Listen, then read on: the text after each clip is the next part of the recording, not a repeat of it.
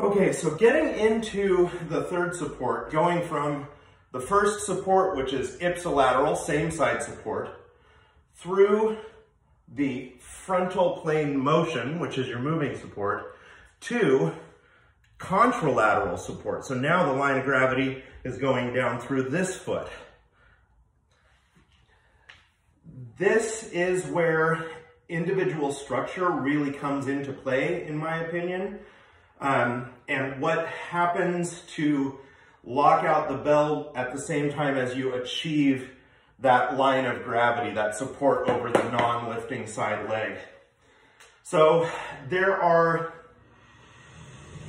three different things that I've seen, and it's largely dependent on mobility and structure. So I'm going to show you, to the best of my ability, the diverse lockouts that I've seen getting into that third support.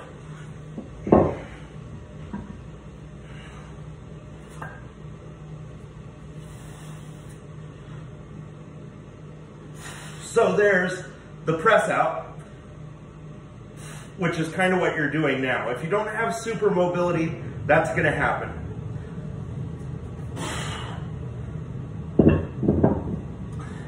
If you can, we're working away from that press out. So there are a couple of other approaches to it.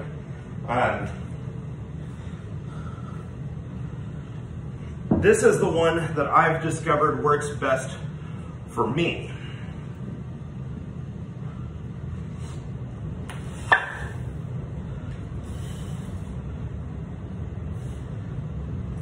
As I hinge down, I'm going to push my hips that way. So I sit back underneath the bells in order to achieve that lockout.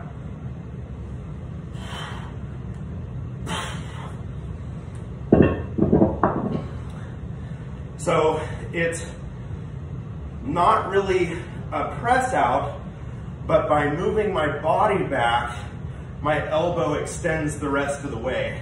And that's what helps me achieve that locked arm position. And then if you're a particularly mobile person, you can just continue to fold over. And this is what a lot of the old timers had that we really seem to lack, is the mobility to just continue to fold until their head is almost pointed at the floor. I'm not going to be particularly good at demonstrating this one.